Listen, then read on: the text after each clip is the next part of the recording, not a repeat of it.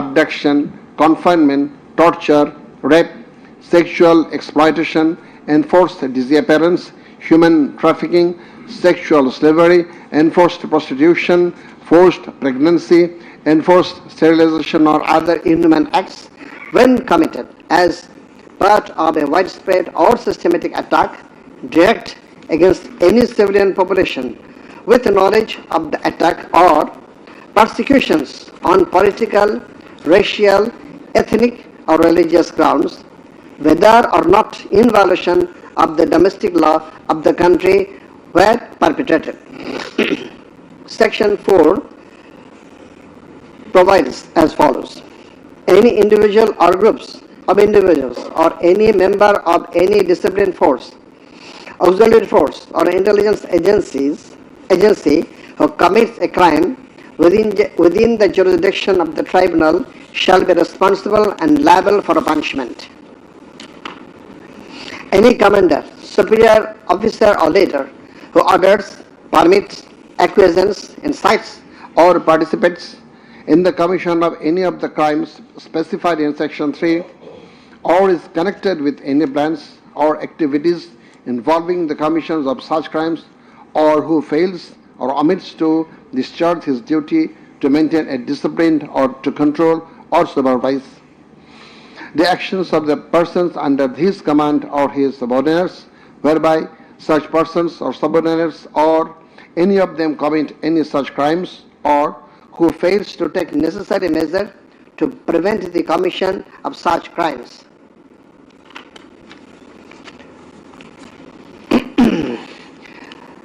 Now, crimes against humanity according to Rome Statute.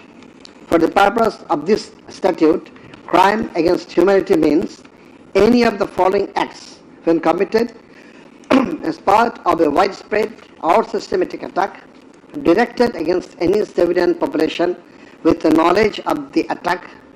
A. Murder. I am reading the relevant ones. Murder, torture, other inhuman acts of a similar character intentionally causing great suffering or serious injury to body or to mental or physical health. The core offense in the instant case is the crime against humanity. Thus, we have to see what elements are required to constitute this crime. In Section 4 of the Act, there must be an attack. B. The attack must be widespread or systematic. C. The attack must be targeted a civilian population. D. The attack must be within the knowledge of the superior or the superior should have known of the attack in order to hold him or her liable for the crime. The superior must have been in the control over the concerned subordinates. Elements of superior command responsibility. From the jurisprudence and eminent from the international crimes tribunals, it is generally agreed that 4 elements must be proven for a person to be held responsible as superior. The elements are: 1. An international crimes must have been perpetrated by someone other than the accused. 2. There existed a superior-subordinate relationship between the accused and the perpetrator. 3. The accused as a superior knew or had reason to know that the subordinate was about to commit such crimes or had done so. 4. The accused as a superior failed to take the necessary and reasonable measure to prevent such crimes or punish the perpetrator. Section 4, subsection 2 of the International Crimes Tribunal Act provides that any commander or superior officer who orders, permits, acquiesces or participates in the commission of any of the crimes specified in Section 3 or is connected with any plans and activities involving the commission of such crimes or who fails or omits to discharge his duty to maintain discipline or to control or supervise the actions of the persons under his command or his subordinates, whereby such persons or subordinates or any of them commit any such crime who fails to take necessary measures to prevent the commission of such crime is guilty of such crimes. Now, I am going to read the charges. On the point of the jurisdiction of this tribunal raised by the learned State Defence Council, it may be noted that there is no scope in law to raise such question, since question of jurisdiction of the tribunal is barred by Section 24 of the International Crimes Tribunal Act. Regarding the allegations against the accused, he merely made flat denials thereto without showing anything subsistence contrary to the acts complained of. On the other hand, on perusal of the formal charges and the documents submitted therewith, and also in consideration of the submission of the learned Chief Prosecutor and the learned State Defence Council, it has been made to appear to us that there are sufficient grounds for framing charges against the accused under Section 3, subsection 2, read with Section 4 of the Act. On hearing both sides, 5 charges were framed against accused Sheikh Hasina individually, and separate 5 charges were framed against accused Asaduzzaman Khan Kamal and Chaudhry Abdullah Al-Mamun jointly. But on scrutiny of the documents and examination of the witnesses of the tribunal, deems to reshape the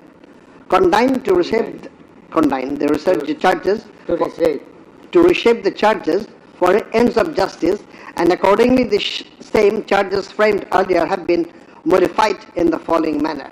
Charge number 1.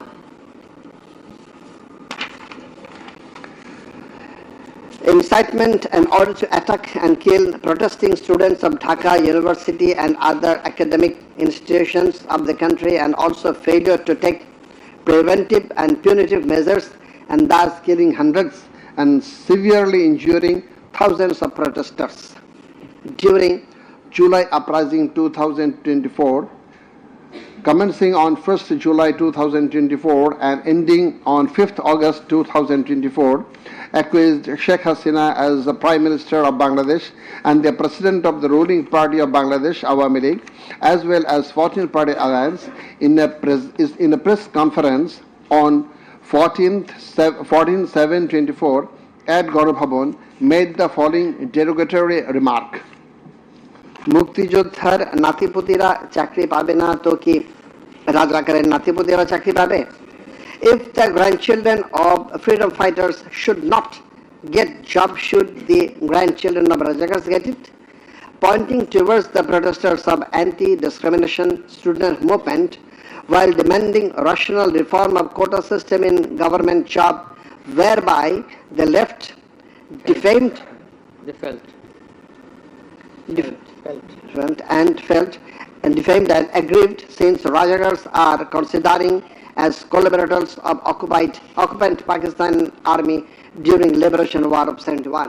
And thereafter, the term has been being used to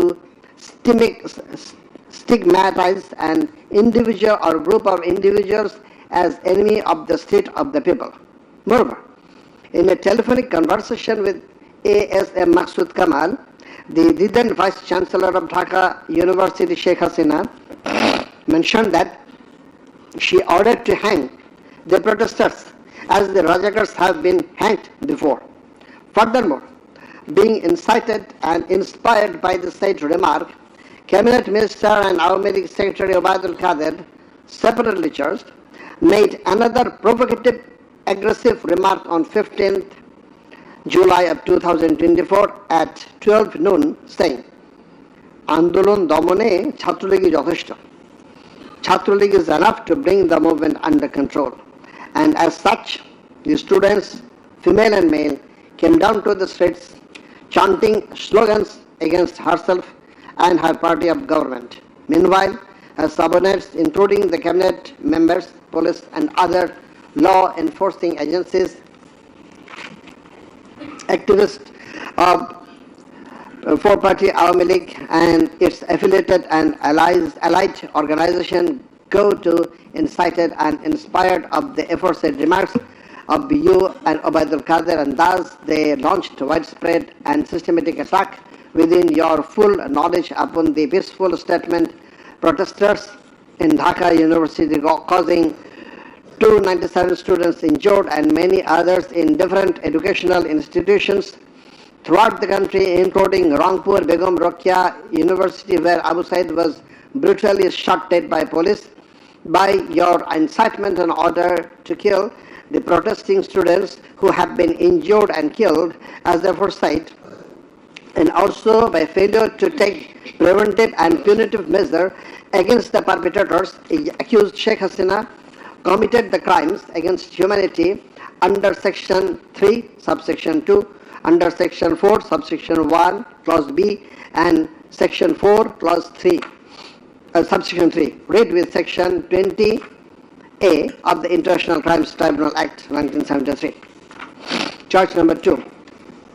Order to use lethal weapon, drones, and helicopters to kill the protesters and execution of the order. During the July uprising 2024, accused Sheikh Hasina held a conversation over telephone with Dr. A.S.M.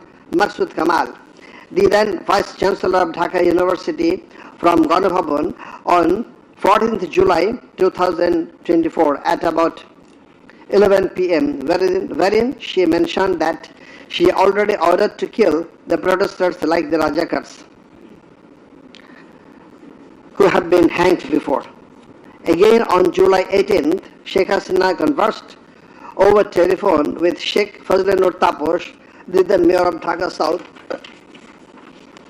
South City Corporation, mentioning that she had already given direction to the law enforcement agencies to use helicopter and lethal weapons to kill and eliminate the peaceful, unarmed civilian protesters, and also ordered them to use drones to locate the protesters. She also told him that she passed orders to arrest and protesters across the country. As a result of above statement, directions, the Home Minister Asadujaman Khan Kamal and the Inspector General of Police Chaudhry Abdullah Al Mamun successively implemented the directions through their underlings, that is law enforcing agencies, by deploying drones and helicopters in the sky, killing about 1,400 protesters, including women and children, indiscriminately and gravely injuring about 25,000 of them throughout the country by using lethal weapons everywhere from 16th July 2024 and helicopters somewhere from 18 July 2024 up to 5th August 2024, and thereby Sheikh Hasina, Asadujaman Khan Kamal and Chaudhry Abdullah Al Mamun committed crimes against humanity as a joint criminal enterprise punishable under Section 3, subsection 2, clause A, G, H, Section 4, clause B, C, Section 4, subsection 3, read with Section 20A of the International Crimes Tribunal Act. Charge number 3. Killing 6 protesters at Chankharpur with lethal weapons. The protesters convened a program titled March to Dhaka to be held on 5th August and made a call to the people of all walks throughout the country to march to Dhaka on the scheduled day. People of all spheres began to assemble in Dhaka from every part of the country on August 5th. By incitement, order and inaction of Sheikh Hasina, by abatement and inaction of Home Minister Asadujaman Khan Kamal and Inspector General of Police Chaudhry Abdullah Al Mamun, the successive underlings got incited and inspired to kill the protesting students and common people, and thereupon under order, supervision and inaction of accused Asadujaman Khan Kamal, Chaudhry Abdullah Al Mamun and the then Dhaka Metropolitan Commissioner DMP Habibur Rahman, Joint Commissioner Police Shudip Kumar Chakraborty, Additional Deputy Commissioner Shah Al Alam Muhammad Akhtar Ul Islam, Assistant Commissioner Muhammad Imrul and Inspector Muhammad Arshad Hussain, who have been separately prosecuted, successively ordered to commit atrocities to the protesters assembled at Chankharpur of Dhaka and supervised the same, and during such atrocities, 6 unarmed protesters, namely Shahjan Khan, Anas, Sheikh Mahdi Hassan Junaid alias Mustaqin, Muhammad Yaqub, Muhammad Rakib Hawladar, Muhammad Ismamul Haq, and Manik Mia alias Shahrik were shot dead by Constable Shujan Hussain, Constable Imaj Hussain, and Constable Nasirul Islam, who have been separately prosecuted at Chankharpur as part of widespread and systematic attack. The aforesaid killings took place pursuant to the order of Prime Minister Sheikh Hasina, within her full knowledge and under order, supervision, and within the knowledge of Home Minister Asaduzzaman Khan Kamal and Inspector General of Police Chaudhry Abdullah Mamun, and by such killings they committed crimes against humanity as joint criminal enterprise by order, abatement, and inaction to prevent and punish the perpetrators under Section 3, subsection 2, read with Tribunal Act 1973. So these are now the turn of learned member 1.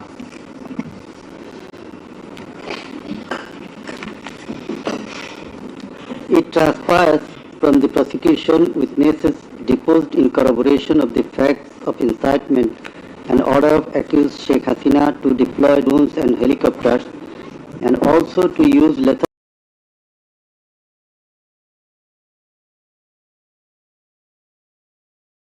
weapons to kill the protesters. The daily newspapers of Bangladesh also published reports of such incitement and order of Sheikh Hasina. Moreover, the prosecution executed the pen drive CD containing telephonic conversation of Sheikh Hasina with Dhaka University Vice Chancellor A.K.M. Maqsood Kamal, Dhaka South City Corporation Mayor Fazlenut Taposh, and Hassanul Haq Inu. The concerned device containing the said conversations have been played in the tribunal, and thereupon we find that in the conversation with the Dhaka University Vice Chancellor A.S.M. Maqsood Kamal, accused Sheikh Hasina mentioned that she already ordered to hang the students as Razakars have been hanged. Now I am mentioning the substantial portion from his conversation with, from her conversation with A.S.M. Maqsood Kamal, the accused Vice Chancellor of Dhaka University. Sheikh Hasina, তো রাজাকারের তো ফাঁসি দিছি, এবার তাদেরও তাই করব, একটাও ছাড়বো না, আমি বলে দিচ্ছি। শেখ হাসিনা, কোন দেশে বাস করি আমরা? এদেরকে বাড়তে বাড়তে তো রাজাকার অবস্থা হয়েছে, দেখিস নাই? সবগুলোকে ফাঁসি দিছি, এবার তোদেরও ছাড়বো না। শেখ হাসিনা, সব এইগুলাকে বাইর করে দিতে হবে, আমি বলে দিছি, আজকে সহ্য করার পরে অ্যারেস্ট করবে, ধরে নেবে এবং যা অ্যাকশন নেওয়ার নেবে।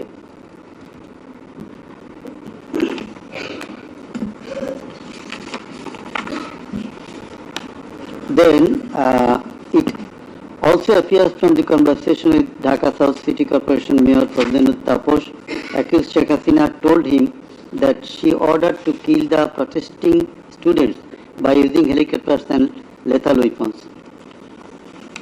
The substantial portion of the conversation is Sheikh Hasina, দরকার নাই, ওটা দরকার নাই, আমি সেনাপ্রধানের সাথে কথা বলেছি, ওরা রেডি থাকবে, ঠিক আছে। এখন তো আমরা অন্য করতেছি, ড্রোন দিয়ে ছবি নিচ্ছি আর হেলিকপ্টারে হচ্ছে মানে কয়েক জায়গায়। তাপস, তাহলে ওই কিছু ছবি দেখে পাকড়াও করা যায় না তাদের রাতের মধ্যে?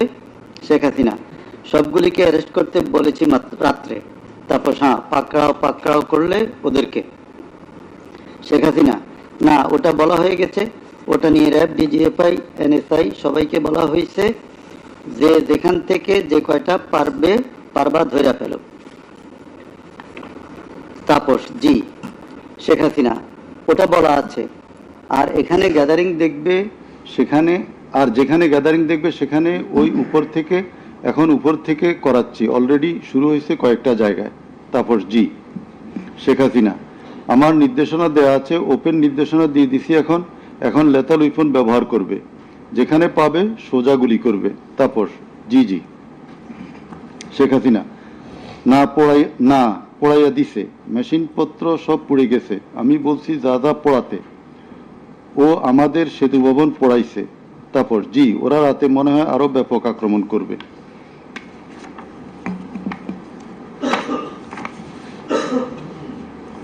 In the conversation with the Hasanullah Inu, accused Sheikh Hasina mentioned of bombing upon the protesters from the helicopter.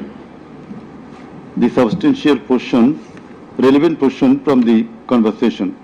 Sheikh Hasina: না, আমি বলছি ক্যাজুয়ালিটির দরকার নাই, ওরা ব্যারিকেড নিয়ে আছে তো ঠিক আছে, আকাশ থেকে নামবে, তখন দুই পাশ দিয়ে ধরবে, মেসেজটা দিয়ে দিতে পারেন যে সেনা পাঠানো হচ্ছে আর হেলিকপ্টার দিয়ে সোজা বম্বিং করা হবে, র্যাবের হেলিকপ্টার দিয়ে উপর দিয়ে মারবে।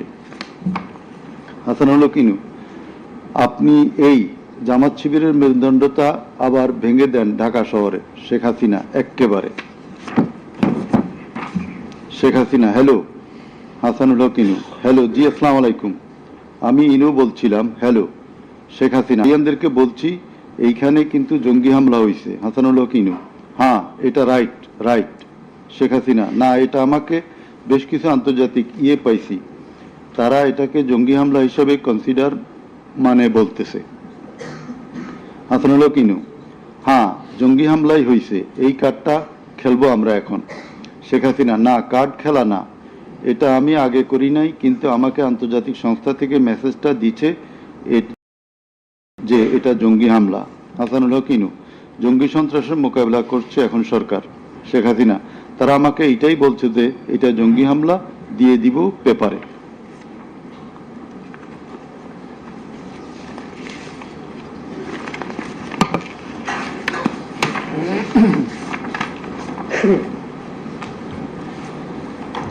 Reports of international and national organizations.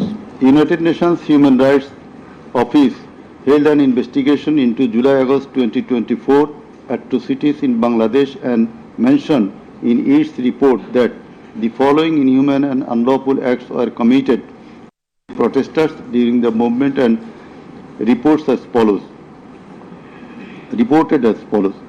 Based on direct testimony from senior officials involved and other inside sources, OHCHR was able to establish that the integrated and systematic effort using the entire range of police, paramilitary, military and intelligence actors, as well as violent elements linked to the Awami League to commit serious violations and abuses occurred with the full knowledge, coordination and direction of the political leadership.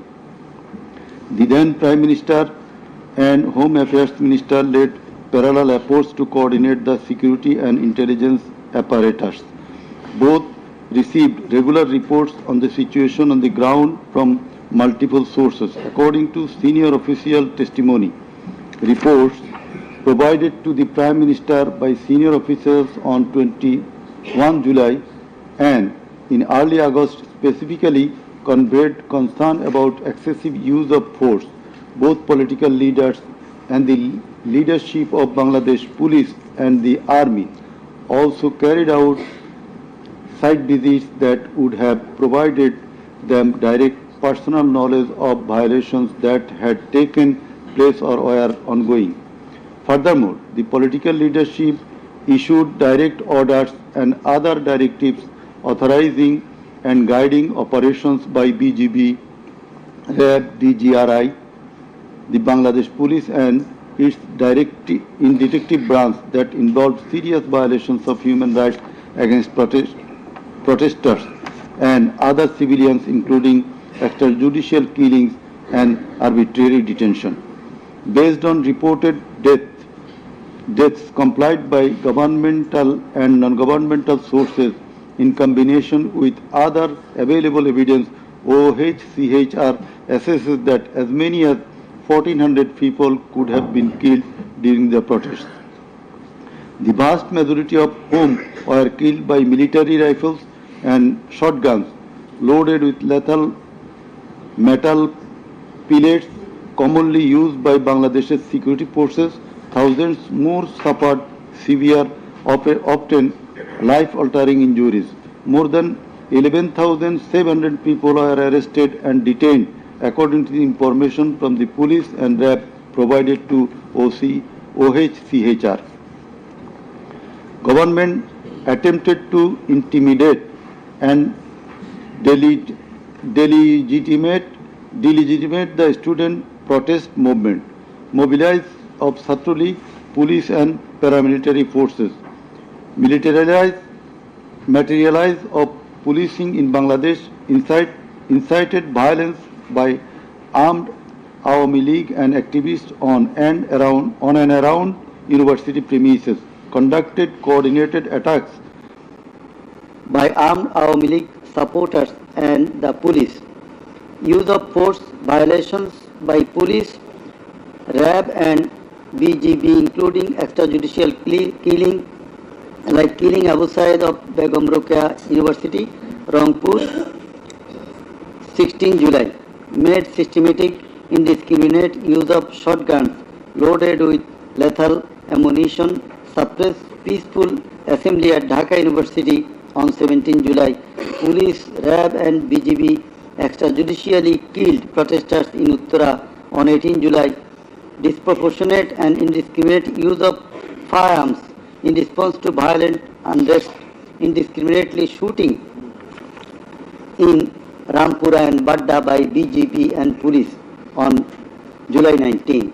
Violently cleared the Dhaka-Chattogram highway in Jatrabari on between 16 to 21 July. Extrajudicial killings to suppress the march to Dhaka on August 5 involved the army who shot at protesters at Jamuna Future Park on 5th August 2024, used helicopter to intimidate and deploy possibly unlawful force, obstructed of medical care and denied necessary medical documentation, obstructed medical treatment of victim Sheikh Asabul Yamin, shot by police, caused mass arbitrary arrests, detention without due process and torture and ill treatment, caused block raids and mass arrests, including injured persons. Students and opposition leaders attacked journalists, children and women and caused unjustified shutdown of internet. In the said report, Mr. Volker Turk, the High Commissioner of Human Rights Office of United Nations, that the atrocities committed in July Revolution 2024 in Bangladesh was preconcerted and systematic in order to remaining in power. There are cogent grounds to believe that hundreds of extrajudicial killings, arrests, detention and torture were carried out by the political leaders and the highest law enforcing authorities within their knowledge and under their direction and supervision as strategy to suppress the government, whereby human rights have been seriously violated and thus international crimes have been committed. He also observed that the evidences collected do depict a picture of widespread state atrocities and targeted killings. He further remarked that such atrocities ought to be brought under accountability. There are many other similar reports by the Global Institute International Truth and Justice Project, Bloodshed in Bangladesh, World Report 2025 of Human Rights Watch. Then we are going to videos of the occurrences. It appears from the Caesar lists contained in Volume 4,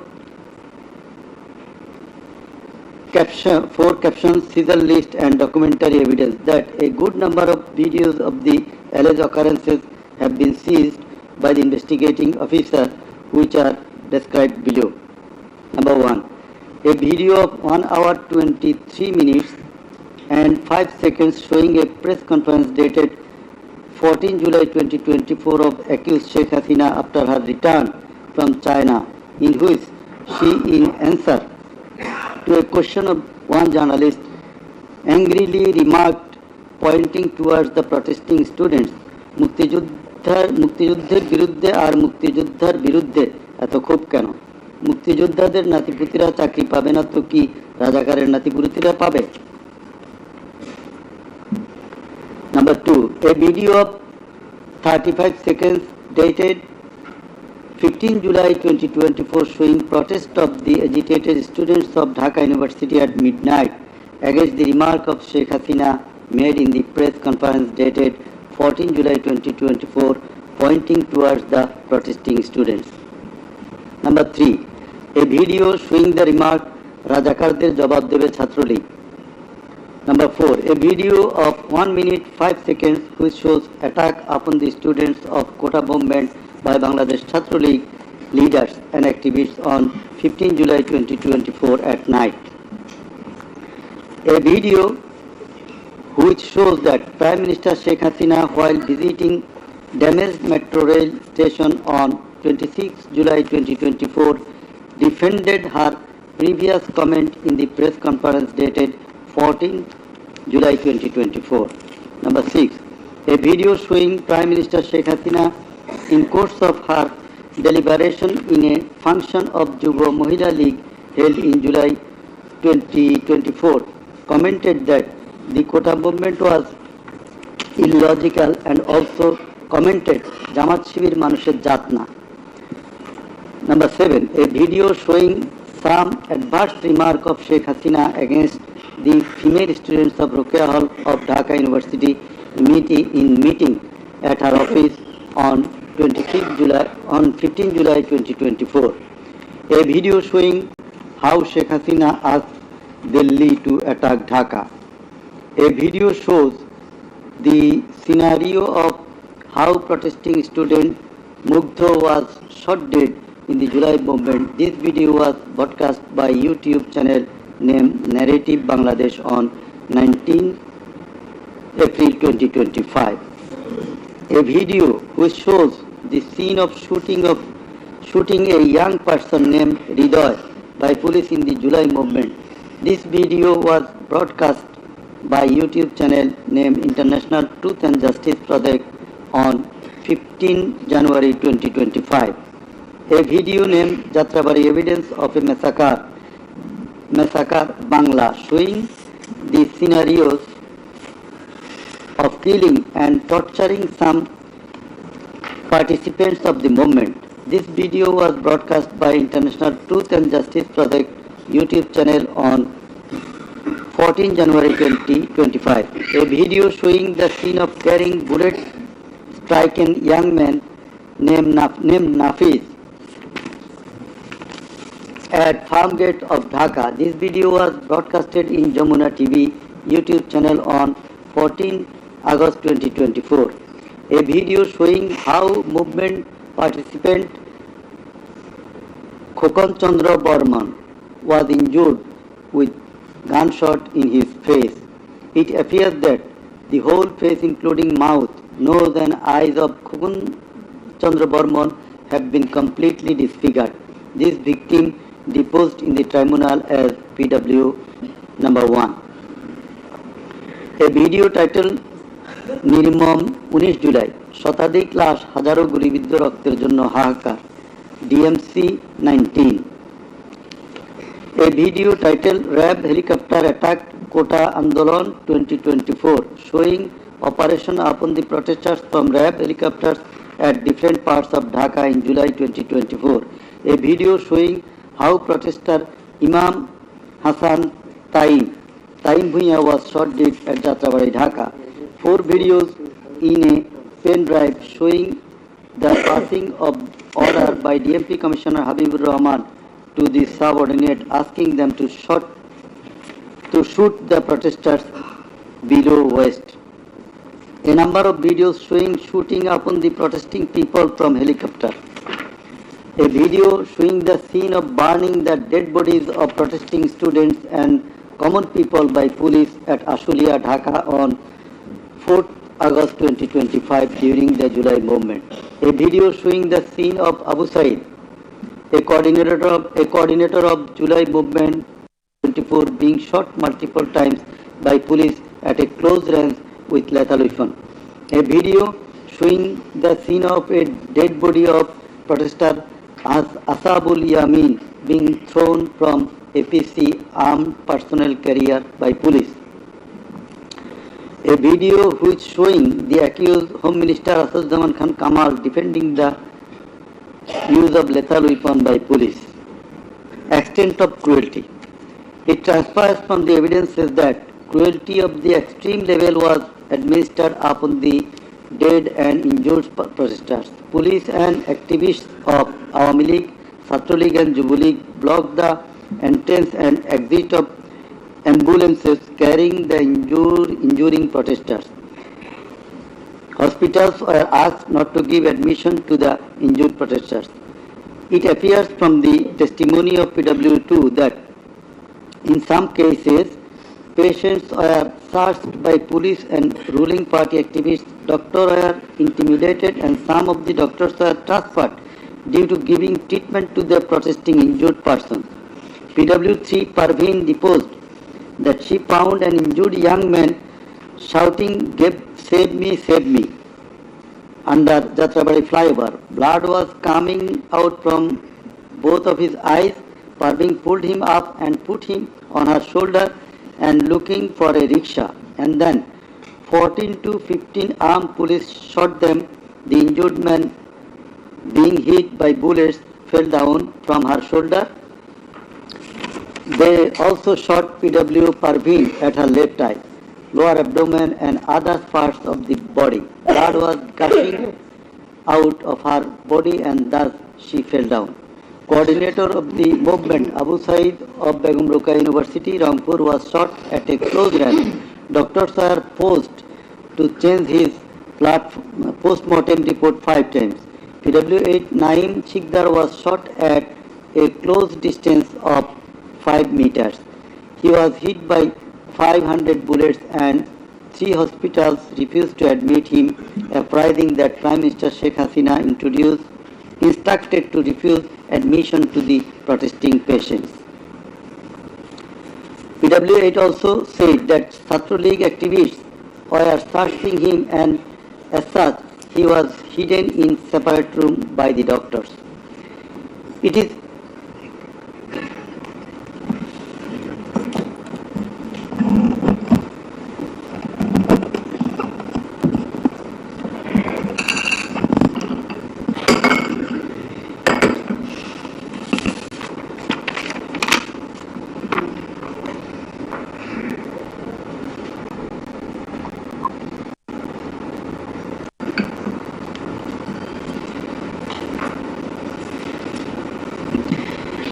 revealed from the evidence of PW9 Shahina Begum that police burned the dead body of her son along with some other dead bodies in Ashulia of Dhaka.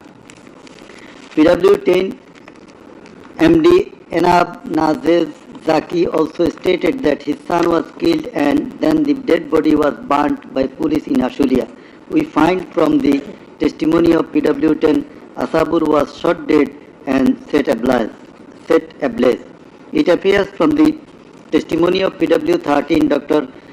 Muhammad Mahfuz Rahman that most patients admitted to the hospital had no skull.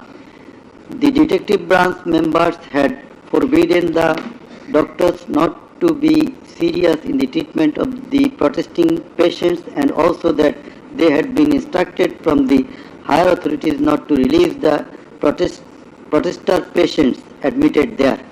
The patients were mostly aged 13 to 30 years. The DB also asked the doctors not to admit any more patients injured in the movement.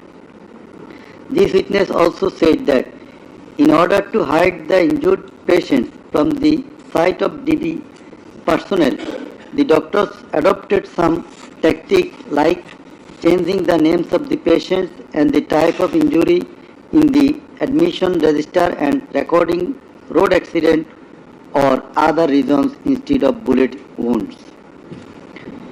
It appears from the evidence of PW15 Dr. Hassanul Banna that police and Awami League activists prevented treatment of the protester patients, prohibited new admission of such patients, checked admission register, took away list of patients, set down entrance of the hospital and prevented entrance and exit of the ambulances and patients. This witness also said that one patient named Mustaqim Billah was admitted through an alternative entrance. To save the protester patient, the doctors had to change the name of the patients and particular of their problems, remove them from the general ward to the post-operative ward, ICU special cabin. He added that treatment was given to such patients at risk of life of the doctors. We find from the deposition of PW18, Dr. Razibul Islam, that he was forced to change the post-mortem report of Abu Said 4 to 5 times. He was threatened with the saying that if he does not change the cause of death of Abu Said, he would be prosecuted. He was further told that there was an intelligence report against him. PW19 Shariful Islam was injured in the bomb in Kustia. 62 pellets were removed from his body and 500 more still in his body. It is revealed from the evidence of PW21 Dr. Zakia Sultana that on 18 July 2024 they received 200 patients aged about 14 to 25 years with bullet injuries. On 19 July 2024 also similar number of patients with bullet injuries were admitted in the hospital. Numerous patients with bullet injuries were admitted on 4th, 5th, 6th August 2024. It further appears from the evidence of this witness that out of apposite patients, 493 lost one eye forever, 11 lost both eyes forever, 28 lost vision of both eyes, and 47 lost vision of one eye. It appears from the evidence of PW22, Mr. Idris, that while his son Maruf Hussain, after being shot by police, was being taken to the hospital, a policeman poked the wounded area of his son with the rifle butt. PW23 Amena Akhtar deposed that while Home Minister Asadzaman Kamal and IGP Chaudhry Abdullah Mamun were passing across Jatrabari, one police officer was showing them a video of their attacks on protesters and said, "Guli kori ekta, more ekta, ahuto hoy ekta, ektai jay, bakita jay na." It transpires from the testimony of PW27, Dr. Mashuk Ahmed, that Satrolik activists stopped ambulance carrying protesting wounded near Shahidullah Hall of Dhaka University. They also checked the patient identity, asked the doctors not to treat the wounded protesters and also not to be so serious in their treatment. He further said 5 doctors were transferred elsewhere due to rendering treatment to protesters with bullet injuries. This witness also stated that the direction of the gunshot wounds of the patients treated on 19, 20, 21 July and 4-5 August in Dhaka Medical College Hospital was from the top to the bottom. He meant that the gunshot was done from above, which obviously implies helicopter. It appears from the evidence of PW47 Nahid Islam deposed that bullets were fired from helicopter and that many false cases were filed against the protesters, and also that the activists of Awam League, Jubo League and Chhatro League prevented the treatment and burial of protesters. Furthermore, some of the protesters were forcibly disappeared and many dead bodies of the protesters were concealed. He himself and some other student leaders were abducted. PW48 Ali Ahsan Junaid stated that On 15 July 2024, Satro League activists brutally attacked and injured the Dhaka University students, hindered going to the hospital and tortured them in the hospital. He further said that the protesters were fired from the helicopter. We find from the evidence of PW 54, MD Alamgir, investigating officer, that the protester named as Ashabul Yamin was thrown down from the APC by the police.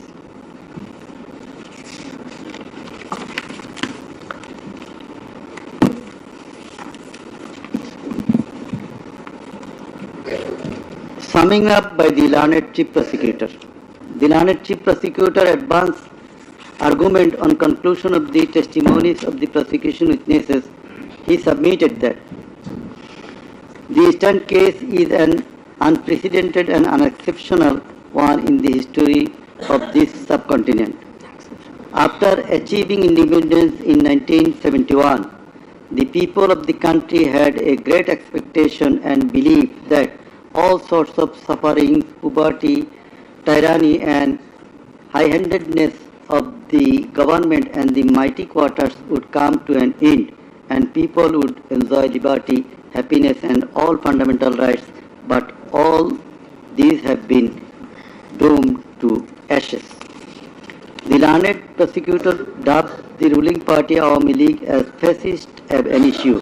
From the very inception of independent Bangladesh, the Awami League government concentrated to perpetuate its power by way of exploitation, torture, killing, abduction, denial of democracy and fundamental rights of the people, freedom of press and speech, as well as social justice, and thereupon established dictatorship by forming Bhakshal. The then Awami League government led by Sheikh Mujibur Rahman planned in connivance with a neighboring country to weaken and abolish our glorious army and thus formed Rakhi Bahini, an armed organized parallel to the army. In the like way, after coming to the power in 2008, accused Sheikh Hasina's government committed the same acts like torture, abduction, killing, false prosecution, imprisoning, confinement, enforced disappearances, so dominated judiciary, restricted the freedom of press and freedom of speech. Sheikh Hasina oppressed the critics, writers, journalists, members of civil societies, lawyers and judges and ousted many of them from the country.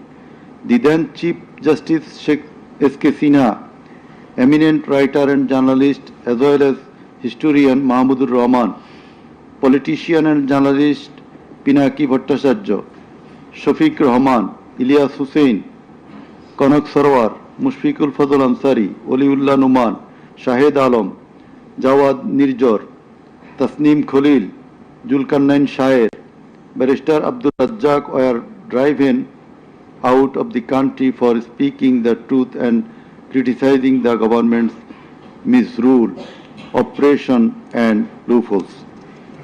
In 2008, with Sheikh Hasina's conspiracy as that of her father, 57 senior army officers, while an deputation in Bangladesh Border Guard, that is BGB, were killed in an official congregation of Pilkhana BGB headquarters by the Awami League leaders and loyal army officers. Thereafter no action was taken against those killers.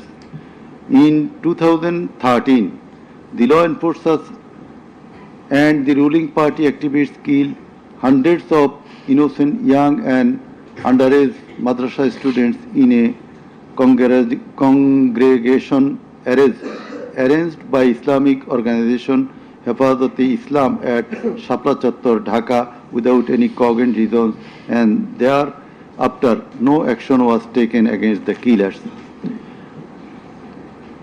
For perpetuating her power, accused Sheikh Hasina politicized judiciary, army, law enforcing agencies, bureaucracies and all other departments and made them subservient of herself and her government.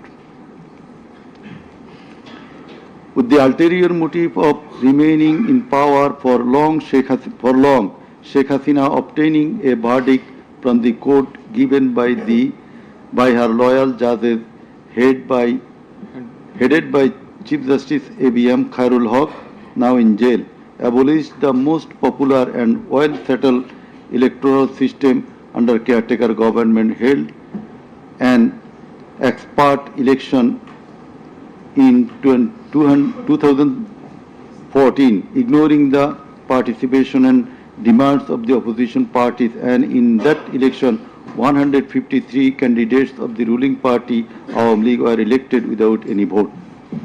Again, a farcical election was held in 2018, in which ballot boxes were filled up in the night preceding the day of election, without carrying the demands of the opposition parties for holding election by a caretaker government for the sake of security, fairness and transparency. Accused Sheikh Hasina held another farcical ex-party election known as dummy election in January 2024 without allowing the political parties to participate. In 2024, the students launched a movement claiming reformation in the quota system in government jobs. They particularly demanded reduction of quota to 5% from 56%. Instead of fulfilling the demand of the students or speaking with them on the issue, Sheikh Hasina, in a press conference on 14 July 2024, made a derogatory comment pointing towards the students of quota movement, saying, "Mukti Juddhar nati putira chakri pabe na to ki Rajakarer nati putira chakri pabe." Whereupon the student of Dhaka University got extremely agitated and assembled at Raju Bhaskurjo in front of TSC of Dhaka University, where they protested against Sheikh Hasina's humiliating comment and demanded her apology. Meanwhile, Awami League Secretary and Cabinet Minister Obaidul Qadir and Chhatra League Yuva League leaders stated in their party meeting that Chhatra League was enough to control the protesting students, and thus the agitation spread out in all other educational institutes throughout the country. The armed activists of Chhatra League and Yuva League attacked all on a sudden upon the protesting students with deadly weapons at the midnight, causing 297 of them injured and hospitalized. Moreover, the said terrorists hindered the injured students from going to the hospital, and furthermore, they also attacked the injured students in the hospital. From 16 July 2024, the Chhatra League and Yuva League terrorists, along with the law enforcers, killed and injured many students at various parts of the country. On 16 July 2024, as part of the widespread and systematic attack, student Abu Said of Rangpur Begum Ruqayya University was repeatedly shot at a close range by police, causing his death and also injured many protesting students. Accused Sheikh Hasina ordered the law enforcers and the activists of Awami League, Chhatra League and Yuva League to use drone, helicopter, lethal weapons to kill the protesters, and accordingly, from 18 July to 1st August 2024, they killed hundreds of protesters and injured thousands throughout the country by using drone, helicopter and various types of lethal weapons. As part of the widespread and systematic attack, in pursuance of the incitement and order of accused Sheikh Hasina and direct participation, abatement order and supervision of accused Asaduzzaman Khan Kamal and Inspector General of Police Chaudhry Abdullah Mamun. 6 protesters were brutally killed and many were seriously injured with lethal weapon by police at Sankarpur on 5th August 2024. Similarly, the law enforcers and activists of Awami League, Chhatra League and Jubo League killed 6 persons at Ashulia with lethal weapons on 5th August 2024. One of the 6 was unidentified. After being shot dead, police inhumanly burned the dead bodies. Before being burned, the dead body, unidentified protesters was alive. The learned chief prosecutor submitted that the family members of the martyrs, the injured victims, and other witnesses proved the opposite occurrences. The said occurrences were also recorded in videos and audios which have been played in the tribunal. The conversations recorded in DVD, CD and the videos of the occurrences have been examined by the CID experts who found that the said conversations and videos are not generated by artificial intelligence. In addition to the incitement, order, participation of the accused in the alleged atrocities, the accused are liable for their abstention from taking measures for the prevention of the same or taking any punitive measures against the doers thereof. Being the Prime Minister, accused Sheikh Hasina was the Supreme Commander of the law enforcing agencies, inclusive of the Home Minister and the Inspector General of Police, and as such, the crimes against humanity in question could not take place without the involvement, express or tacit of them. The learned chief prosecutor added that the movement of the students continued for 36 days, during which, as stated herein before, hundreds of protesting students and common people were killed and thousands were seriously injured, most of whom became permanently handicapped and blind. But accused Prime Minister Sheikh Hasina and the other accused and none of the government authorities or the leaders of the ruling party Awami League expressed concern or remorse for such atrocities so far.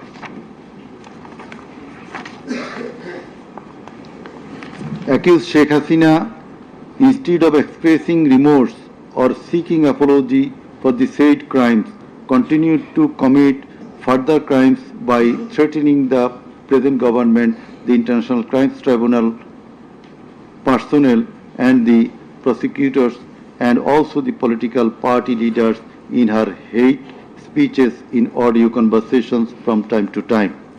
This tribunal, by an order on the application of the prosecution, prohibited Sheikh Hasina to be restrained from making hate speeches anymore, but she continued to do so. Sheikh Hasina committed contempt of this tribunal by threatening the concerned officials of the government as well as the tribunal personnel, inclusive of the prosecutors, to kill 226 persons and burn the houses of the rival party leaders and activists in an audio conversation with one of her party activists, for which the tribunal drew a contempt proceeding against her. In the said proceeding, the tribunal convicted Sheikh Hasina and sentenced her with 6 months imprisonment. The accused committed crimes against humanity jointly by their incitement, order, abatement, participation and inaction, which come within the purview of joint criminal enterprise and superior command responsibility.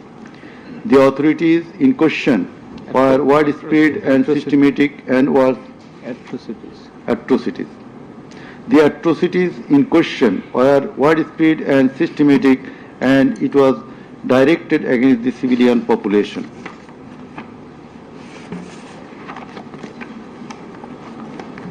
The learned chief prosecutor concluded his submission with the saying that in the circumstances it has been proved and established beyond reasonable doubt that the accused committed the crimes against humanity by their incitement, order, participation, abatement, and also inaction whereupon they deserve the maximum punishment as prescribed by section 3 subsection 2 A, G, H and section 4 subsection 1 subsection 2A, 4.2b, 4.2c and 4.3 of the International Crimes Tribunal Act 1973.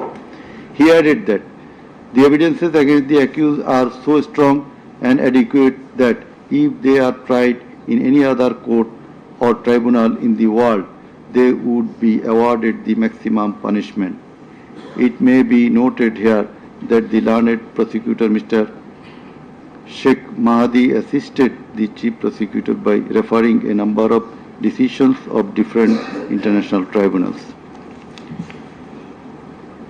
In the summing up session, the learned Attorney General of Bangladesh appeared and shared the concluding submission. In his submission, the learned Attorney General referred to the conviction and sentence of many of the heads of government and states in the world for their commission of crimes against humanity, and thereupon he asked for awarding maximum punishment to the accused of the instant case so that no other Prime Minister or the head of state recur such atrocities in the days to come.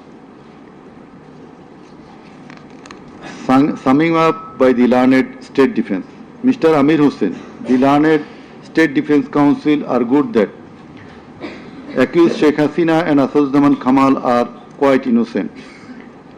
The accused did not incite or order or participate or abet the commission of the crimes against humanity in question. The trial itself against the accused under the International Crimes Tribunal Act 1973 is unlawful since the act was passed for the purpose of trial of the persons who committed genocide in 1971. Allegedly, the atrocities spread throughout the country, but the prosecution failed to examine witnesses of all the districts where atrocities took place. The learned Defense Counsel submitted that no helicopter was used to kill the protesting students and public in the July-August movement 2024. The audio conversations in question have not been duly examined by the experts. Although the audios have been examined by CID, the same should have been examined by some more experts. He questioned the prosecution's claim as to the number of the dead and injured. He stated that although the prosecution claimed that 1,500 protesters died and 25,000 injured, but the Gazette notifications of the government shows the number of dead protesters as about 800. He emphatically asserted that accused Sheikh Hasina did neither incite nor order nor take part in the alleged atrocities or crimes against humanity. Mr. Amir Hussain vehemently opposed the words of the learned chief prosecutor terming Sheikh Hasina and Asaduzzaman Kamal as fascist. He also opposed the assertion of the learned chief prosecutor that Sheikh Hasina fled to Delhi due to the commission of the crimes against humanity by the wave of the mass movement.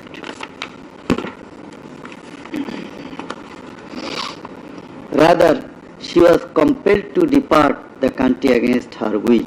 The learned State Defense Counsel argued that the attack in question was neither widespread nor systematic nor directed against the civilian population.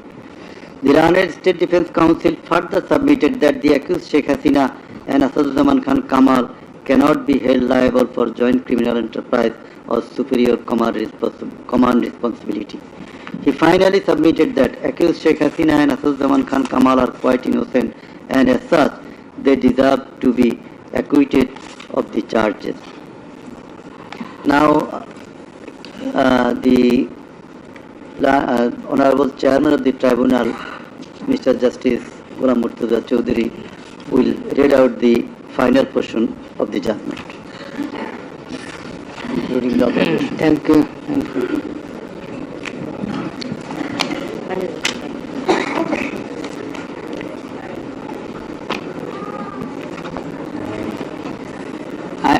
I will start with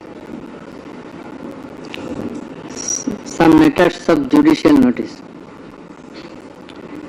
And before that, I am sorry that I did not mention the name of learned prosecutor Mr. Abdus Subhan Tarabdar. Sometimes he was found here. I think he remains busy in this tribunal too. Sorry? So, and he was seen sometimes here to assist us. So, our thanks to him as well. We have taken judicial notice of some incidents. Number 1, accused Sheikh Hasina started making contemptuous and hate speeches in the social media subsequent to the July movement 2024, whereupon she was ordered by this tribunal to be restrained from such speeches of contempt and hatred. Secondly, in a telephonic conversation with a party activist named Mr. Shakil, accused Sheikh Hasina infringing tribunal's order made some hateful and contemptuous remarks, asking said activist Shakil to kill 226 persons, as 226 cases have been filed against her, and to burn the houses of the rival people, whereupon this tribunal convicted her for contempt of the tribunal and sentenced her to 6 months imprisonment. Another one, the tribunal has further noticed one of her interviews published in the Daily Star a few days ago. The date has not been noted here, in which she impliedly admitted that atrocities had certainly taken place in July movement 2024, but she denied that she ordered to commit such atrocities. It has further been noticed by the tribunal that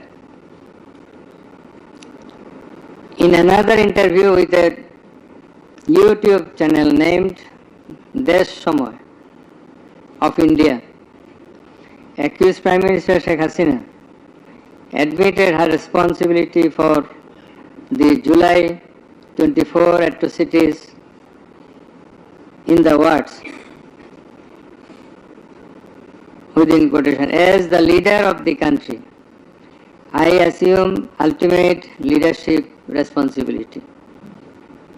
Furthermore, we have noticed that Sheikh Hasina made an interview with Delhi Anand Bazar of India on 7 November 25, wherein she admitted her superior command responsibility.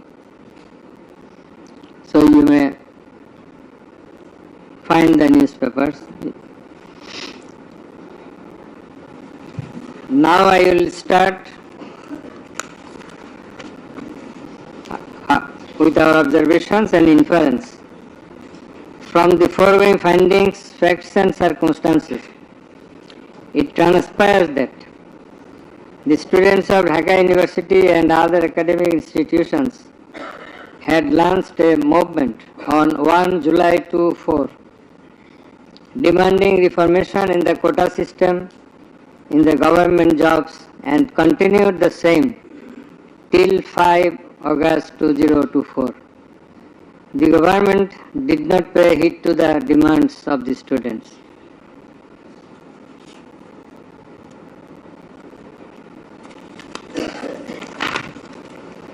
Instead of listening to the students, and fulfilling their demands, the then Prime Minister, accused Sheikh Hasina, undermined the movement and made a derogatory remark pointing towards the students, terming them Rajakars. The term is an objurgation. In Bangla, this is a gali. In her words, Mukti Joddha Natiputira Chakri Pabe na to Rajakarer Natiputira Pabe. As the aftermath of aforesaid objurgation and the derogatory remark of accused Sheikh Hasina, the students, including female students who were at the forefront of Dhaka University, burst into a rage and assembled at the Raju Bhaskarya in front of TSC of Dhaka University and vehemently protested against the said objurgation and defamatory words of Sheikh Hasina, and also demanded her apology and withdrawal of the said words. In the night following 14 July 2024, accused Sheikh Hasina held a telephonic conversation with Dhaka University Vice Chancellor A.S.M. Maksud Kamal, and in course of the conversation, Sheikh Hasina said, রাজাকারদের তো ফাঁসি দিয়েছি, এবার তোদেরও তাই করব, একটাও ছাড়ব না, আমি বলে দিচ্ছি। Rajakars have been hanged, now they also will be hanged, none will be spared, I have already ordered. This is the translation. She again said, রাজাকারদের কি অবস্থা হয়েছে দেখিস নাই, সবগুলোকে ফাঁসি দিছি, এবার তোদেরও ছাড়ব না। In the said conversation, Sheikh Hasina further said, আমি বলে দিচ্ছি আজকে সহ্য করার পর অ্যারেস্ট করবে, ধরে নেবে এবং যা অ্যাকশন নেওয়া নেবে।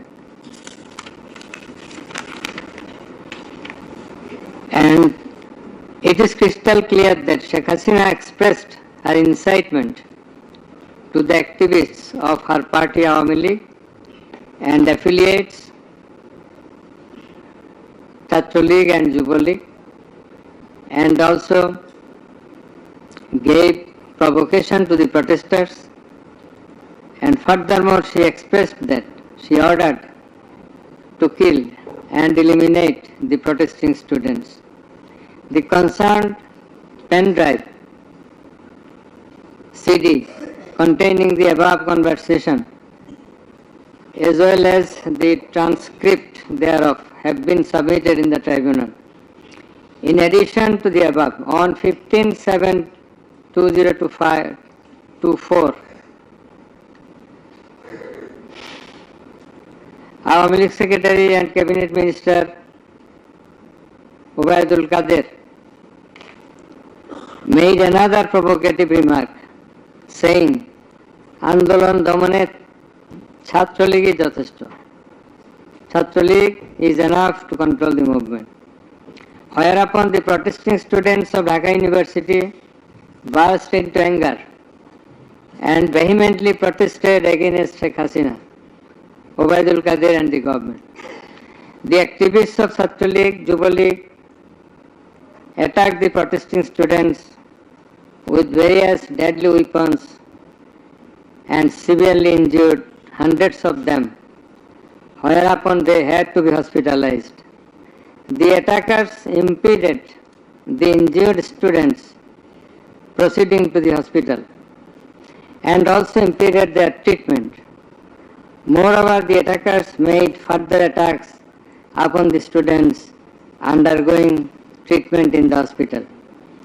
In consequence of the above noted incitements of Sheikh Hasina, in the press conference on 14 July 2024, her order to kill them as revealed in her conversation on the following night with Dhaka University Vice Chancellor, and also the provocative and aggressive remark of Awami League Secretary Ubaidul Qadir, the law enforcers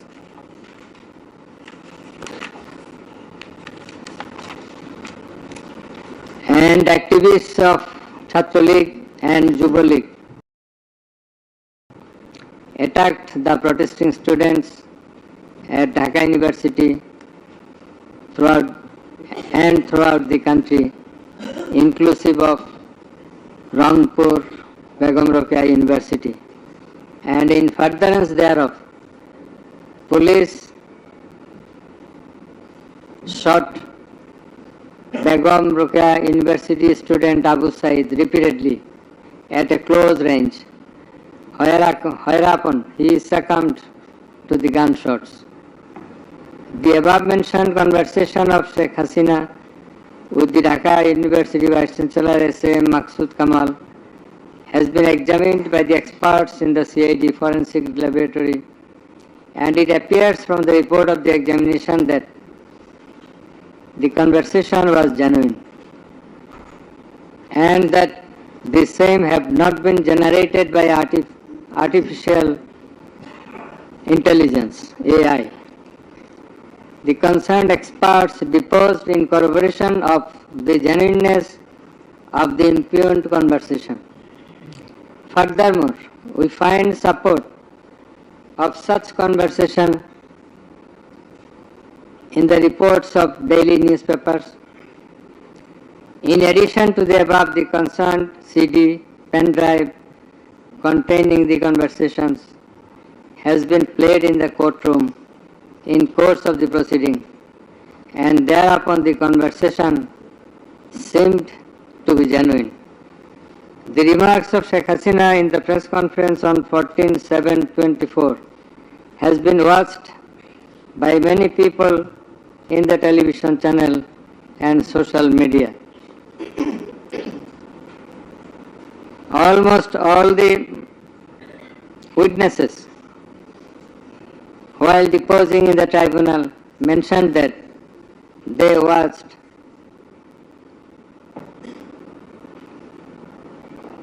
the videos in the media. Moreover, the national daily newspapers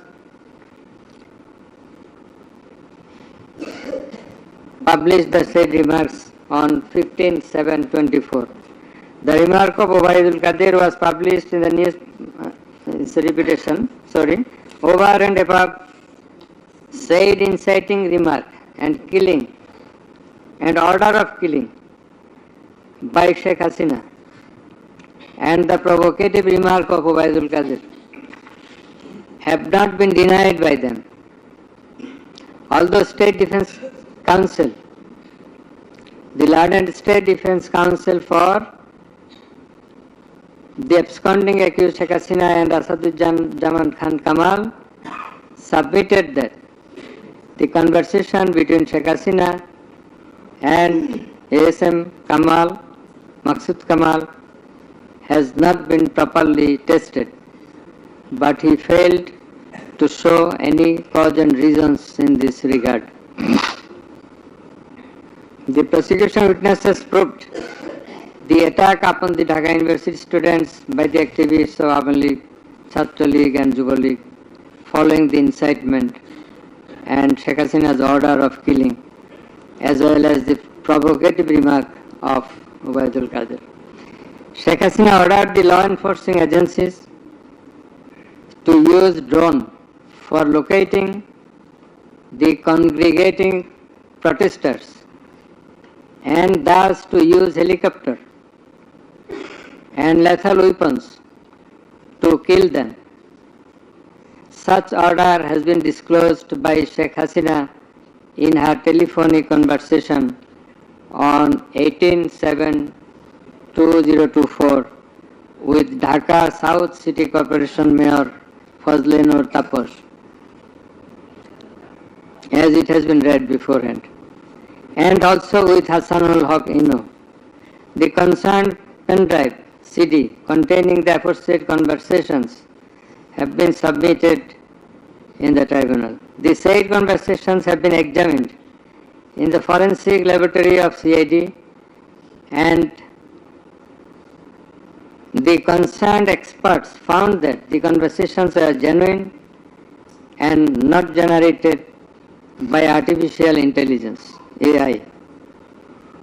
Moreover, the pen drive CD containing the conversations in question have been played in the courtroom, and we have heard the conversations, and thereupon it appeared to us that the conversations are real, not fake and fabricated. Accused Prime Minister Sheikh Hasina, accused Home Minister Asaduzzaman Khan Kamal, accused Inspector General of Police Chaudhry Abdullah Al Mamun acted jointly in connivance and collaboration with each other to commit the atrocities in order to kill the protesters throughout the country. It has been disclosed by Chaudhry Abdullah Al Mamun in his testimony that a core committee consisting of Home Secretary Jahangir, Additional Home Secretary Political Mr. Tipu Sultan, Additional Secretary Reza Mustafa, SB Chief Monirul Islam, DB Chief Harun Rashid, RAB DG Barrister Harun Rashid, DMP Commissioner Habibur Rahman, DG of BGB Major General AKM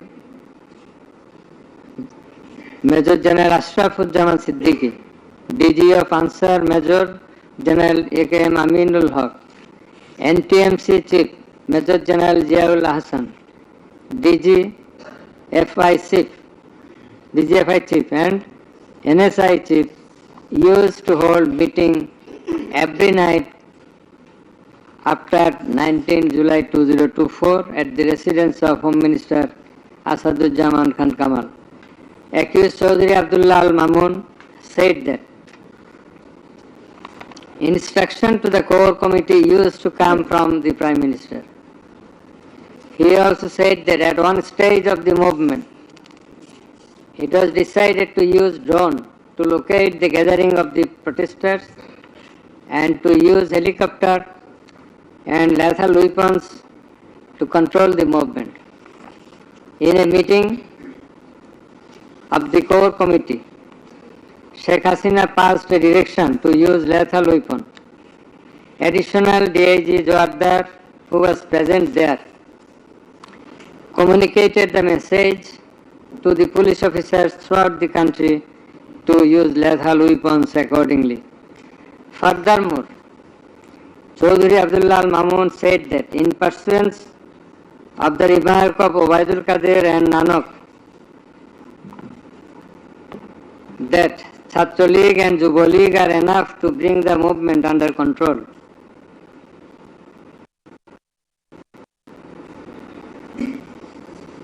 He further said that following such remarks, activists of Chhatra League and Yuva League attacked the students of Dhaka University.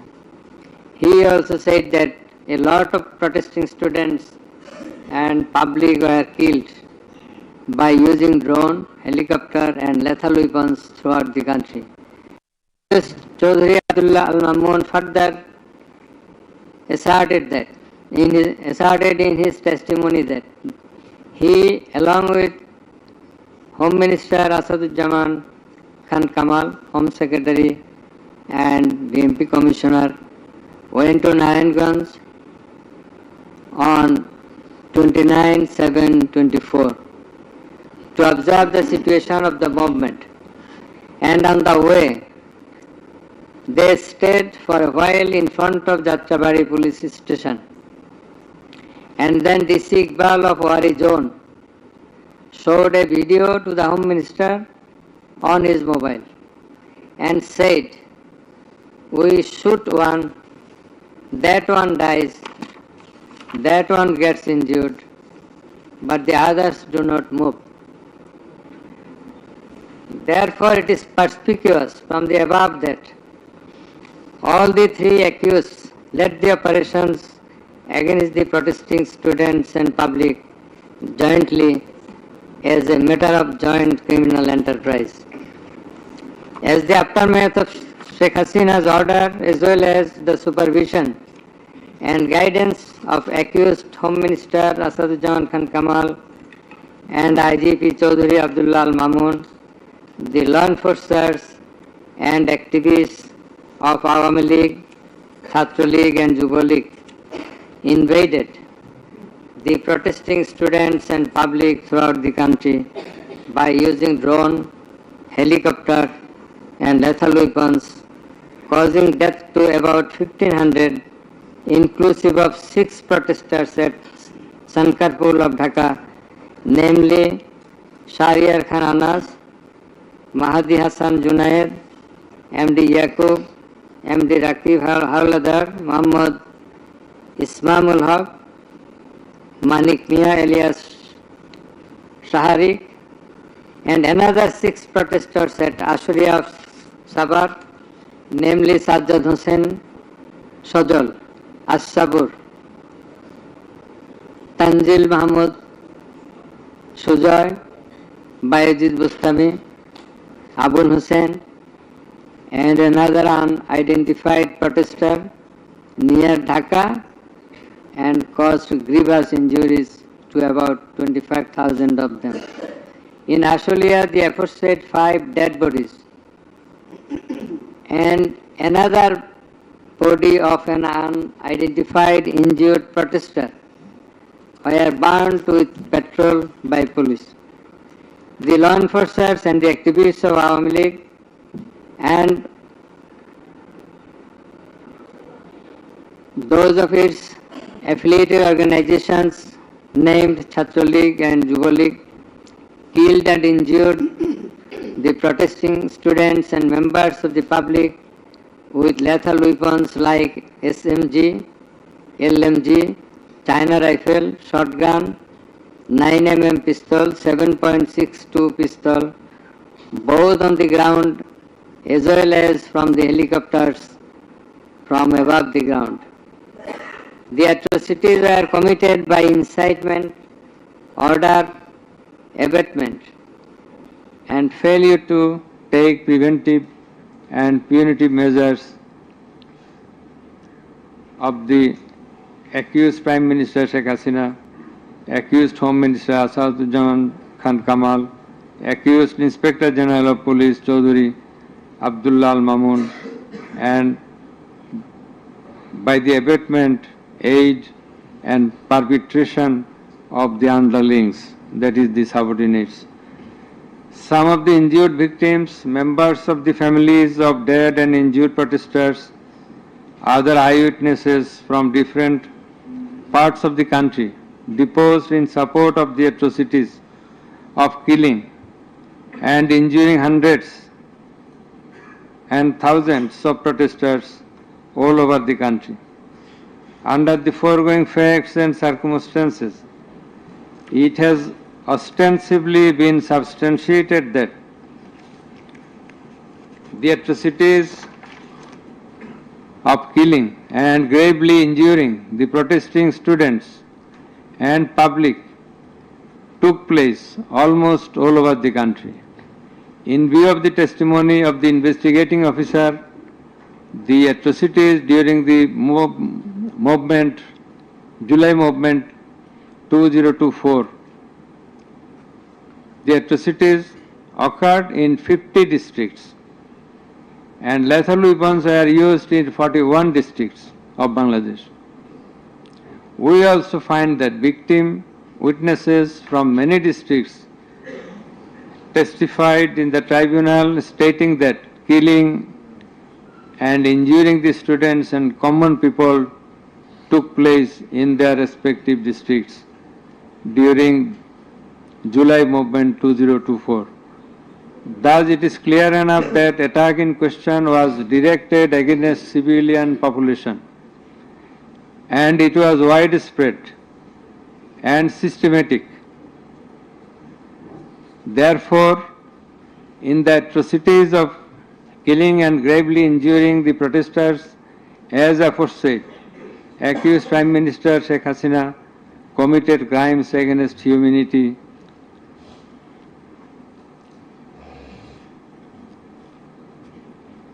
by her incitement, order, and also failure to take preventive and punitive measures under charge 1.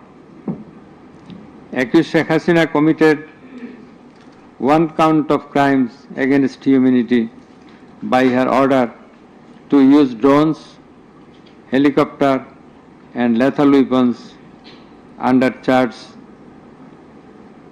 number 2, count 1. Accused Prime Minister Sheikh Hasina committed crimes against humanity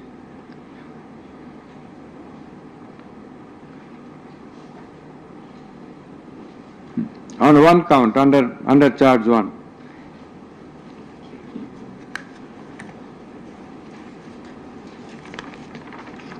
Accused Asadujaman Khan Kamal and Chaudhuri Abdullah Al Mamun committed crimes against humanity by their abatement in the use of drones, helicopter and lethal weapons under charge number 2, count 2. Accused Asadujaman Kamal and Chaudhuri Abdullah Al Mamun committed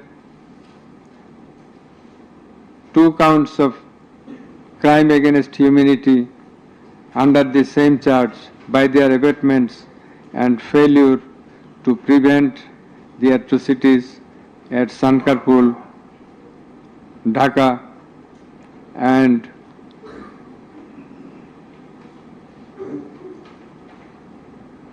also committed crimes against humanity by their abatements and failure to prevent the atrocities in Ashulia, Sabar, Dhaka under the same charge.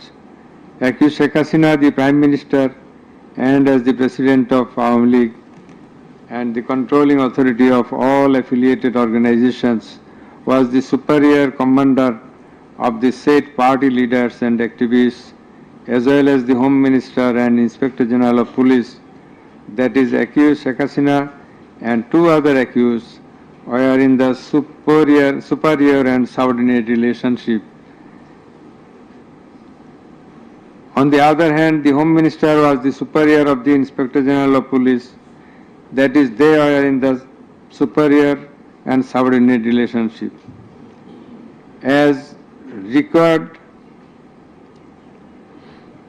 to be an element as required by the provisions of Rome Statute. In the like way, all the police officers were subordinate to the Inspector General of Police. They worked under him. Thus, it is apparent that accused Prime Minister Sheikh Hasina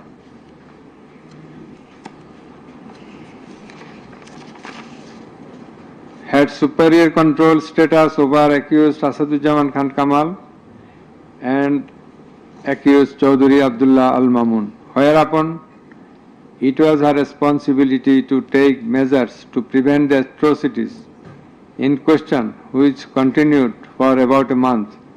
She did not also take any punitive measures against the perpetrators. In the like way, Home Minister Asadujaman Khan Kamal held superior command responsibility over the Inspector General of Police and other successive other officers, and as such he had the responsibility, superior command responsibility to prevent all of them from committing the atrocities and for taking punitive measures against the perpetrators. Thus, both the accused Asadujaman Khan Kamal and Inspector General of Police Chaudhuri Abdullah Al Mamun, they committed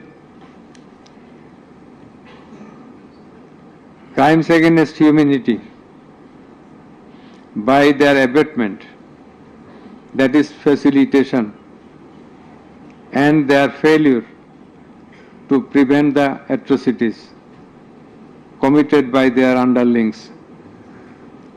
and hence they are liable to be punished under section 32A, 32G, 32H, 41B and 43 of the International Crimes Tribunals Act. Accused Sheikh Hasina is liable to be punished under section 32A, 32H, 41B and 43 of the International Crimes Tribunals Act 1973. It is obvious from the facts and circumstances delineated herein before that the law enforcers and the activists of ruling party Awami League as well as its affiliated organizations targeted the unarmed civilian protesters countrywide and accordingly attacked them. Therefore, in all the above discussed atrocities, the elements constituting crime against humanity have been fulfilled. The victim witnesses, the other witnesses and the investigating officer held the accused Prime Minister Sheikh Hasina, accused Home Minister Asaduzzaman Khan Kamal and accused Inspector General of Police Chaudhry Abdullah Al Mamun liable for the atrocities. It may be mentioned here that Mr. Chaudhry Abdullah Al Mamun, Inspector General of Police, has been tendered pardon on his application pursuant to section 15 of the Act with a view to obtaining his evidence. He is supposed to have been directly or indirectly concerned in or privy to any of the crimes specified in section 3 on condition of his making a full and true disclosure of the whole of the circumstances relative to the crime and to every other person concerned, whether as principal or abettor in the commission thereof. According to subsection 2 and 3 of section 15, he has been examined as a witness and detained in custody until today. It appears to the tribunal that he made a full and true disclosure of whole of the circumstances within his knowledge relative to the crime and to every other person concerned, both as principal and abettor in the commission thereof. He categorically admitted his involvement in the alleged acts and disclosed that a core committee consisting of Home Minister Asaduzzaman Khan Kamal himself used to hold meeting every day at the residence of accused Home Minister Asaduzzaman Khan Kamal to take decisions as to the necessary measures to face the movement of the students and to pass the instructions and to pass necessary instructions. He said that accused Prime Minister used to pass directions to the core committee in this regard. This accused also said that Sheikh Hasina directed them to use drone to trace the location of the protesters and to use helicopter and lethal weapons to kill the protesters. He mentioned that chain of command in the police service was not maintained. In most of the cases, the highest authority used to communicate or contact the mid-level officers like Additional Commissioner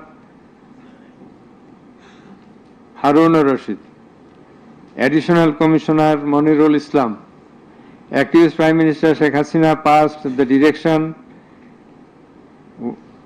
in presence of Additional Deputy Commissioner Praloy Kumar Joardar during a core committee meeting, and as such Joardar conveyed the direction to all the concerned officers throughout the country. Direction means the direction to use helicopter and lethal weapons as well as drones. Chaudhry Abdullah Al-Mamun also mentioned in his testimony that he had a clean image and track record throughout his service for long 36 years. There had been no allegation against him during his long tenure. He said that he feels remorseful and ashamed on seeing the atrocities in the videos displayed in the courtroom. He sought apology to the tribunal and to the people of the country. Although accused Chaudhry Abdullah Al-Mamun claimed to have made full disclosure of the circumstances,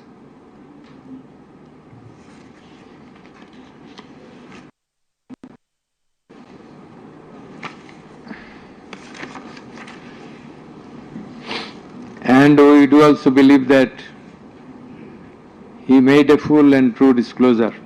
But the offences he committed and admitted is punishable with the capital sentence. And as such, in consideration of his disclosure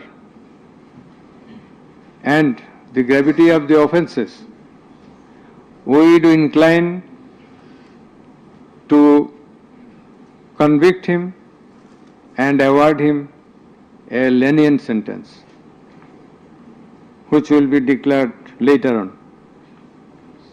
By the aforesaid acts and omissions, the accused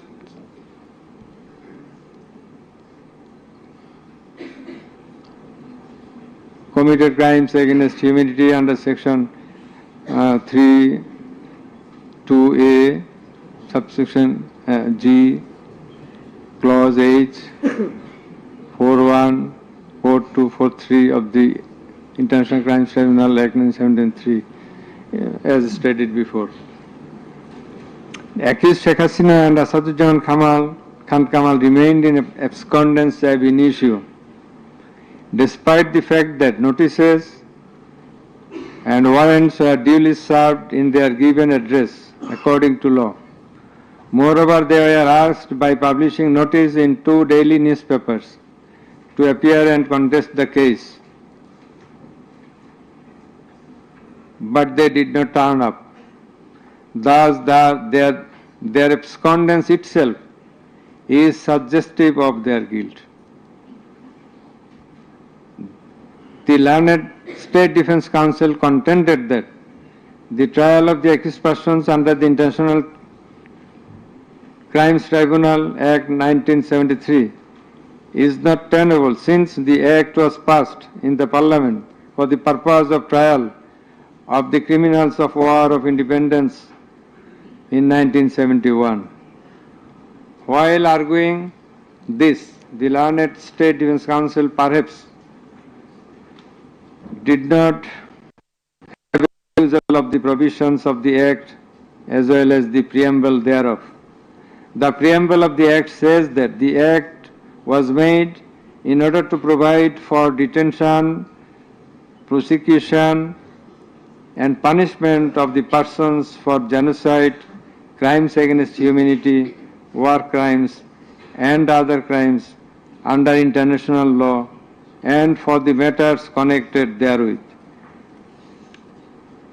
Section 3 of the Act provides that the said crimes committed both before and after the commencement of the Act, before 1973, after 1973, are triable by the International Crimes Tribunal, whereupon the contention of the learned State Defence Council is not tenable in law.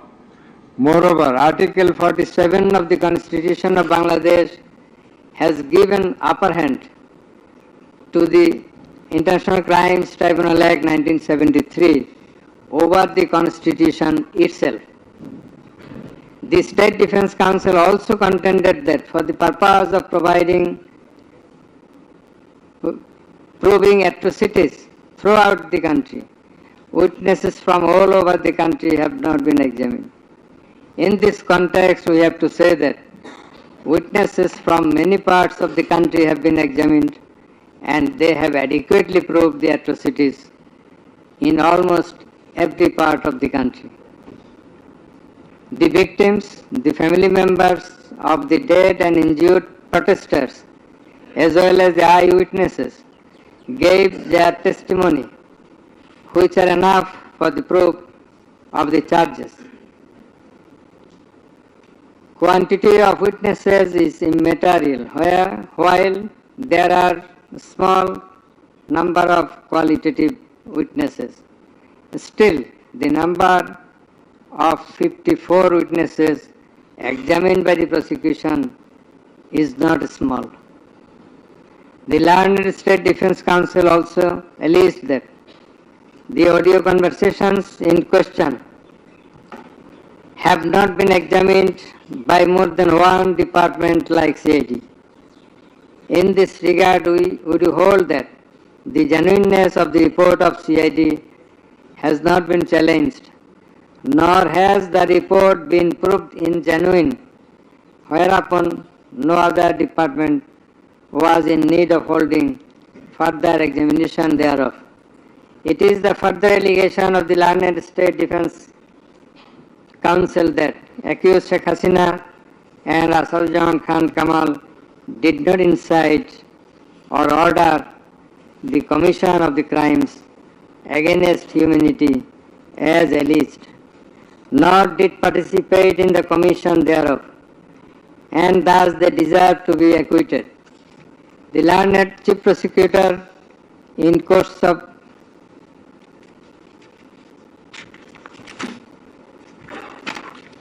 summing up,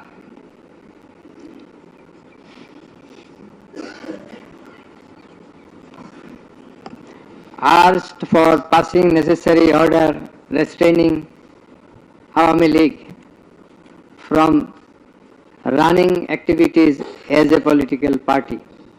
Although the prosecution depicted series of worse deeds of Awami League regime in the language of the prosecution, since achievement of independence of Bangladesh in 1971,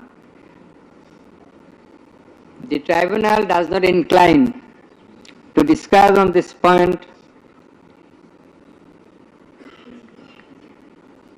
since this is not the issue of the instant case. It has come to the notice of the tribunal that accused Sheikh Hasina, in defiance of the orders of the tribunal to appear and contest the case, has given interviews in the media wherein she denied the allegations leveled against her in this case and also made some derogatory remarks. I have noted this aspect beforehand, but in some of her interviews she impliedly admitted her superior command responsibility. The United Nations Human Rights Commission categorically stated in its report that the political leaders issued direct orders and other directives authorizing and guiding operations by BGB, REB, DGFI, Bangladesh Police, and Detective Branch that involved serious violations of human rights against protesters and other civilian, including extrajudicial killings and arbitrary detention. It has been stated in the report that 1,400 people have been killed by use of lethal weapons during the July movement 2024. By the political leaders, the United Nations Human Rights Commission meant the highest government authorities. The authorities in question are unprecedented in the history of Bangladesh. The nature and extent of cruelty administered upon the protesters, inclusive of infants, women, and old, stirred the hearts of the people throughout the world. On seeing the scenario of dead and injured protesters and their outcry in the videos displayed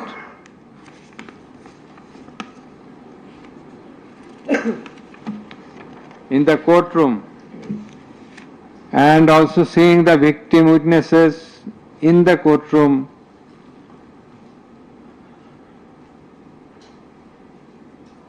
for giving testimony, who lost their skull, eyes, nose, hands, and legs.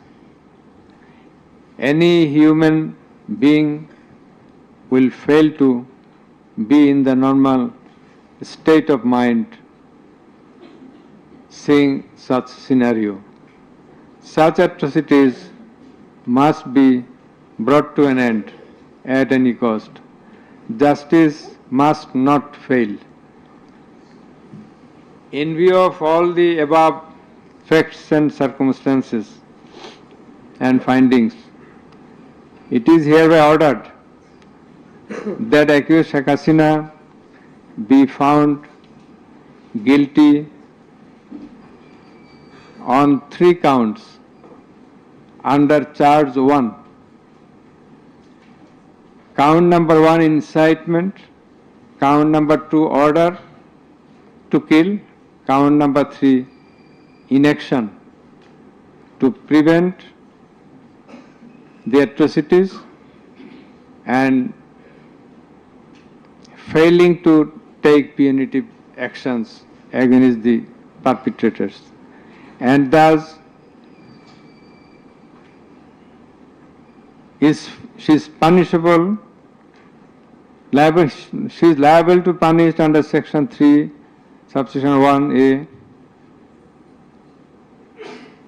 section 3, subsection 2, clause G, section 3, subsection 2, clause H, section 4, subsection 1, clause B, and section 4, subsection 3 of the International Crimes Tribunals Act 1973 under the charge number 1.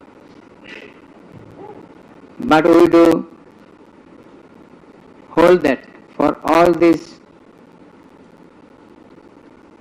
3 counts of crime against humanity, we do incline to award a single sentence, that is the sentence of imprisonment till natural death for under charge 1.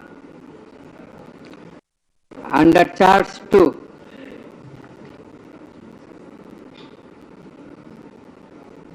accused Sheikh Hasina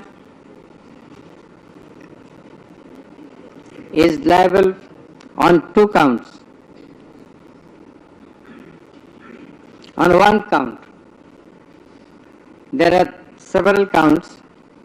For 1 count, that is passing the order for deploying drones, helicopters, and using lethal weapons to kill the protesters. She committed crime against humanity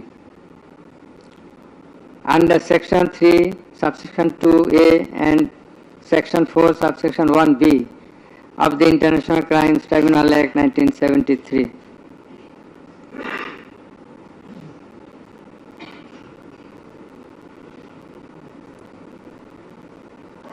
She also committed the same crime again, the same crime of crime against humanity on the second count, killing 6 persons at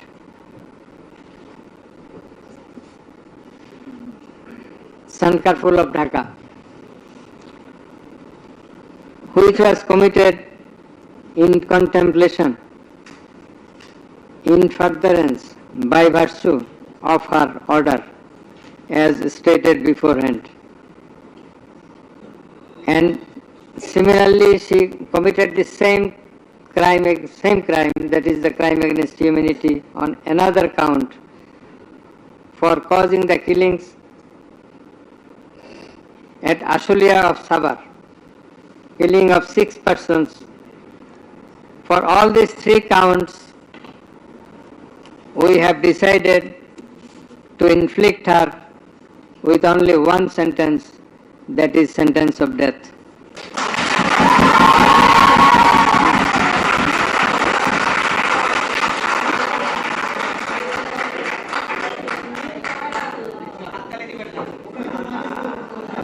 Please. For আপনাদের বিনীতভাবে অনুরোধ করছি আদালতের decorum, ট্রাইব্যুনালের decorum maintain করার জন্য। আপনাদের যা উচ্ছ্বাস, যা এক্সপেকটেশন, যা প্রকাশভঙ্গি, সেটা আদালতের ট্রাইব্যুনাল রুমের বাইরে যে করলে সেটা আরো শোভনীয় দেখা যাবে। Thank you. প্লিজ সাইলেন্ট থাকবেন।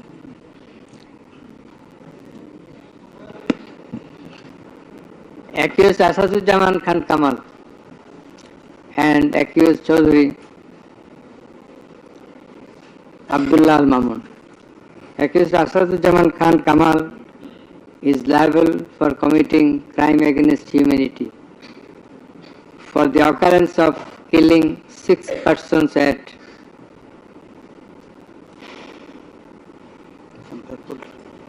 Sankarpur of Dhaka.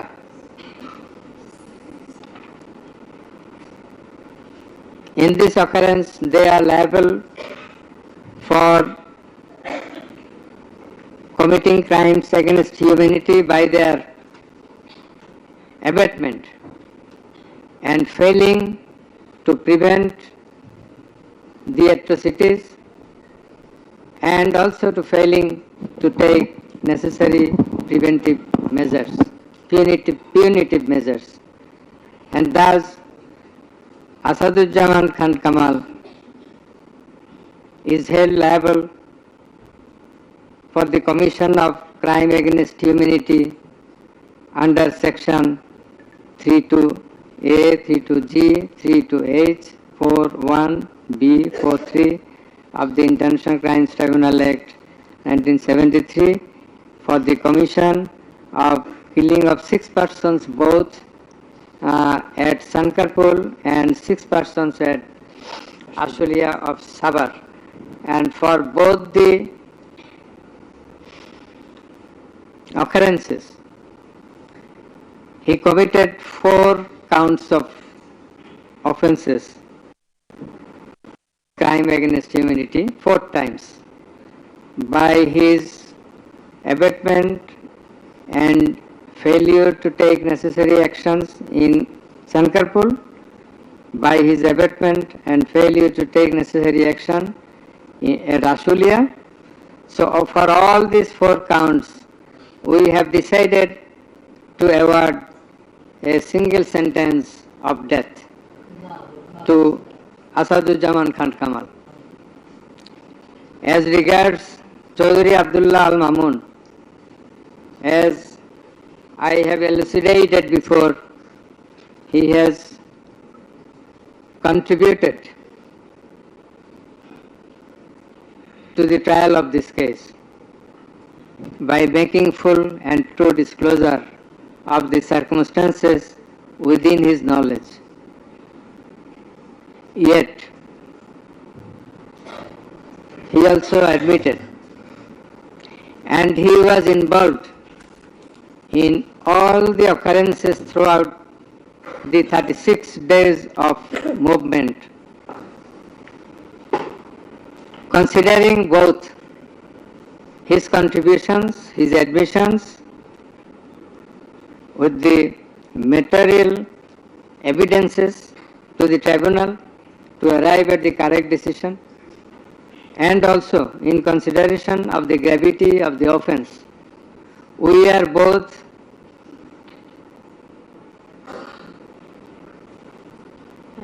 remitting his sentence and awarding a sentence with leniency. That is, the offences involve capital punishment.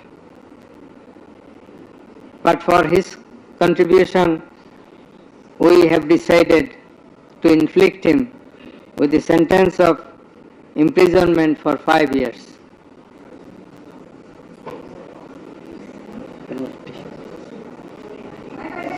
The properties of accused Sheikh Hasina and accused Asaduzzaman Khan Kamal in Bangladesh be confiscated in favor of the state.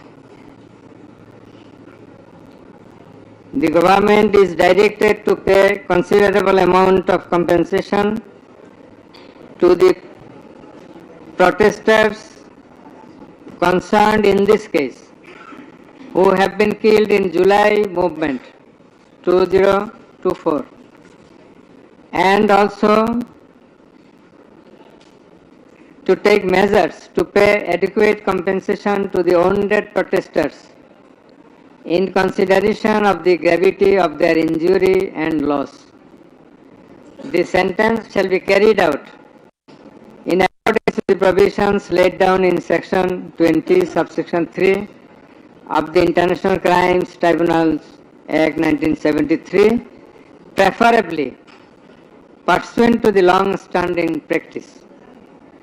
Let a copy of this judgment be transmitted to the District Magistrate Dhaka for necessary action. Let copy of the judgment be supplied to accused Chaudhry Abdullah Al Mamun according to law. The absconding accused will not get any copy at the moment. So thank you all very much.